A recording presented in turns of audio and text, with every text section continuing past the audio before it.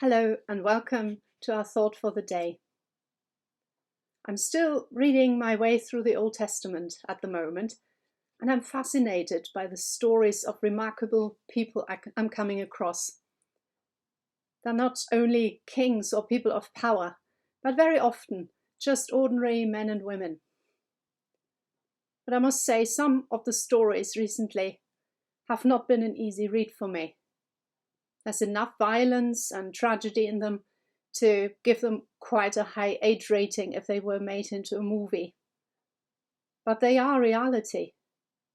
It is chilling to see that nothing much has changed. I just need to watch the news. But the difference is that the news cannot tell us how God is involved with the big and small stories we hear. The Bible does that. It gives us the background story, the big picture of what's going on. Even when things look bleak and people have turned away from God and do horrible things, He doesn't give up on them and the world He's made. He cares for each and every person. Everyone matters to Him. Nobody is forgotten. A couple of the ordinary people I've just read about are two women called Naomi and Ruth. And you find a quite exciting story in the book of Ruth. I really recommend that as a lovely read. Their story is one that sounds so familiar today. Naomi's family, she, her husband and two sons have left their home in Judah in search of a better life in a foreign country.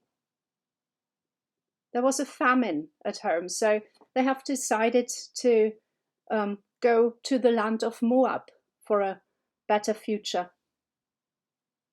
But there, Naomi's husband tragically dies. Still, there are two sons who can provide for her.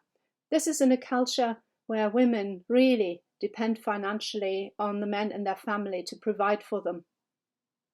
The sons have married local women, but after a decade or so, they also die. Sometimes a family, just one family, is struck by one tragedy after another, and this is happening for Naomi and her daughters-in-law. It is absolutely devastating. There is the grief, and there's the worry about how to get by. There is no one to provide for them, no benefit system, no wider family to help them in this foreign country. Things back home in Judah, fortunately, have improved, so the three women decide to go back there. They set off together, but then Naomi tries to encourage the two young women to go back to their own parents. She hopes that they may find new husbands in their home country. Perhaps Naomi has found that being a foreigner in another country can be difficult, and she doesn't want the girls to experience that for themselves. One of them is finally persuaded to go back to her parents, but the other one, Ruth, insists on going with Naomi. From her words, you can feel the love that she has for her mother-in-law, and also for God, for Naomi's God. She has found faith in Him. She says to Ruth, "Where you go, I will go, and where you stay, I will stay. Your people will be my people, and your God, my God." Naomi's family must have lived their faith in a way that made Ruth want it for herself. But what is quite different about the two women is the way they deal with tragedy and the loss they have suffered. Naomi has turned really bitter. As they arrive back in Bethlehem in Judah, in Naomi's hometown, she tells the people how God has deserted her. "Don't call me Naomi," she says. "Call me Mara." And we need to know here, the name Naomi means lovely, but Mara means harsh. She blames God for all that's happened to her, and she cannot see a future, even with Ruth by her side and old neighbors and friends around her. Ruth is different. She has not given up hope.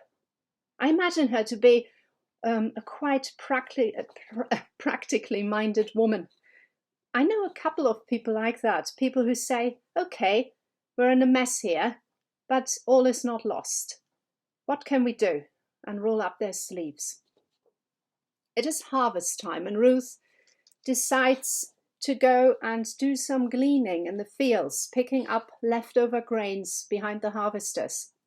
This was an accepted practice, a sort of care for those who were economically vulnerable, who were poor and couldn't make any living any other way.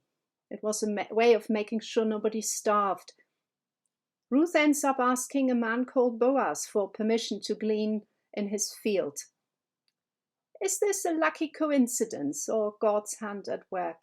Because this man turns out to be a relative of Naomi's, and he is kind and generous.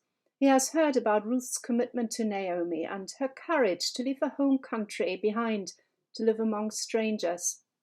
He says to her, "May the Lord repay you for what you've done.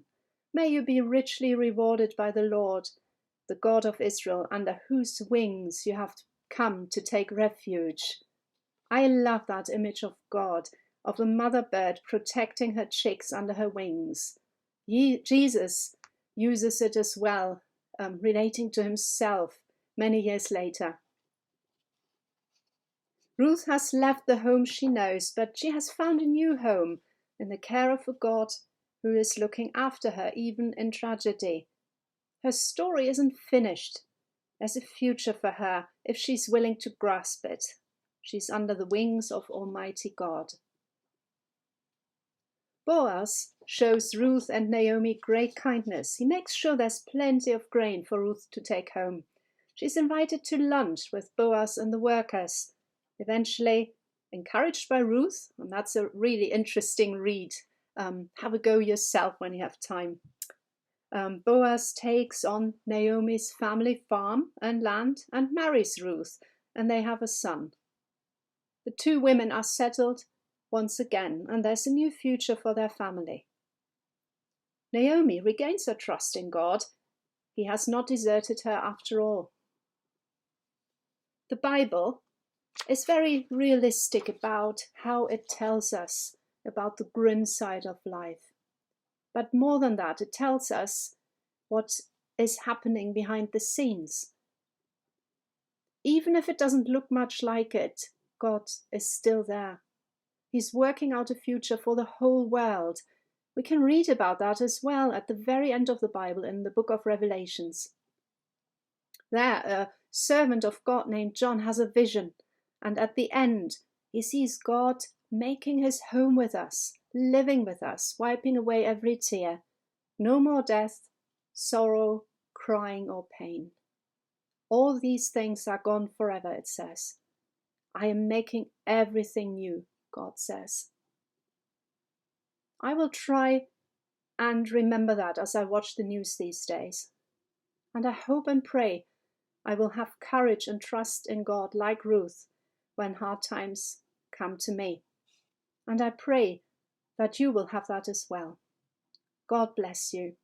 See you soon. Bye-bye.